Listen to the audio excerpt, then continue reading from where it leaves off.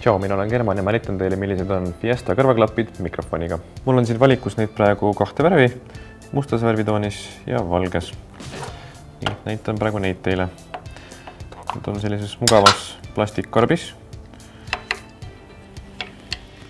Kõrvaklapid ise on tehtud plastikkorpusega, neil on silikon otsad, nii et nad peaksid väga mugavalt ja väga tihedalt kõrvas istuma.